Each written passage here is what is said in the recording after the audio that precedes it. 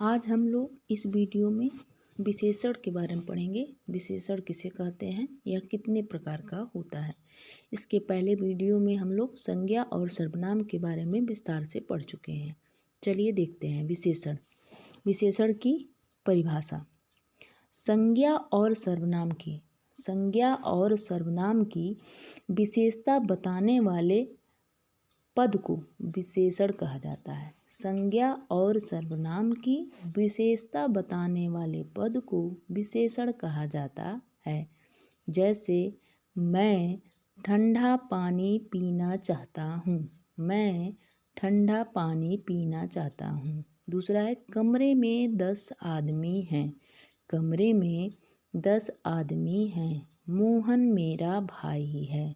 मोहन मेरा भाई है। वह बेचारा रो रहा है। वह बेचारा रो रहा है।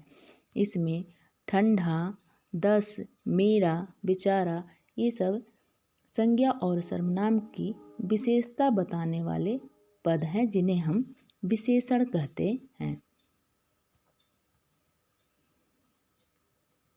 विशेषण के भेद। विशेषण 4 प्रकार के होते हैं। विशेषण 4 प्रकार के होते हैं। पहला गुणवाचक विशेषण, दूसरा परिमाणवाचक विशेषण, तीसरा संख्यावाचक विशेषण, चौथा सार्वनिक विशेषण।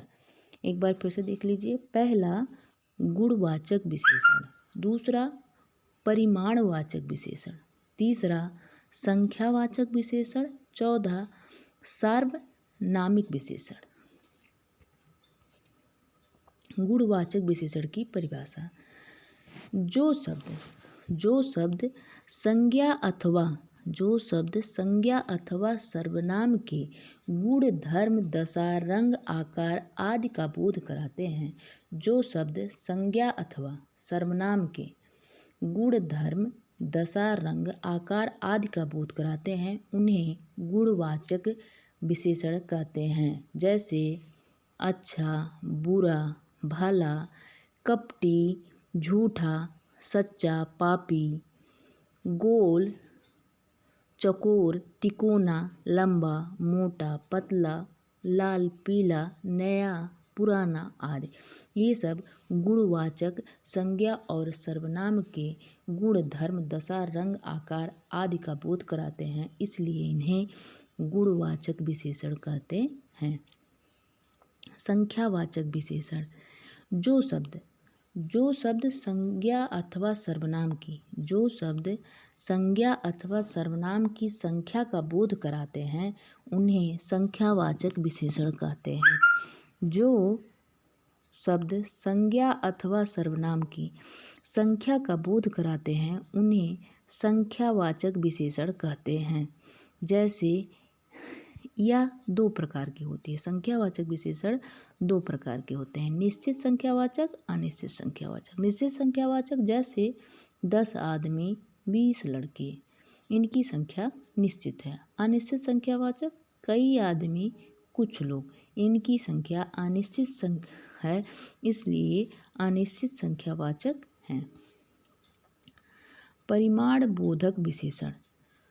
जो शब्द संज्ञा अथवा सर्वनाम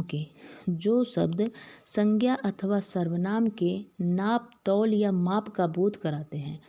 जो शब्द संज्ञा अथवा सर्वनाम के नाप, तौल या माप का बोध कराते हैं उन्हें परिमाण बोधक विशेषण कहते हैं। जैसे बहुत, कम, थोड़ा, उतना, कितना, जितना इत्यादि।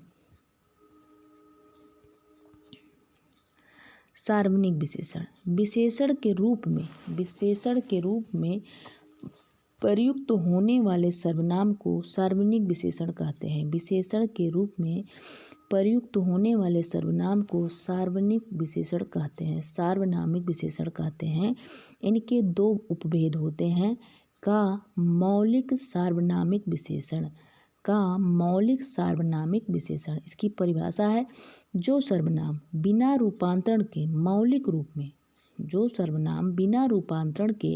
मौलिक रूप में संज्ञा के पहले आकर उसकी विशेषता बतलाते हैं। किसके पहले आकर? संज्ञा के पहले आकर उसकी विशेषता बतलाते हैं, उन्हें सार्वनिक विशेषण कहते हैं। जैसे यह घर मेरा है, यह घर मेरा है। वह किताब फटी है, वह किताब फटी है। ये मौलिक सार्वनिक विशेषण हैं। यौगिक सार्वनामिक विशेषण। यौगिक सार्वनामिक विशेषण। जो सर्वनाम रूपांतरित होकर संज्ञा शब्दों की विशेषता बताते हैं। जो सर्वनाम रूपांतरित होकर संज्ञा शब्दों की विशेषता बताते हैं, उन्हें यौगिक सार्वनामिक विशेषण कहते हैं। उन्हें यौगिक सार्वनामिक विशेषण कहते हैं।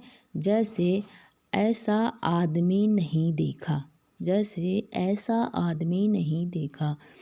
कैसा घर चाहिए, कैसा घर चाहिए। जैसा देश वैसा भेष। ये है यौगिक सार्वनामिक विशेषण।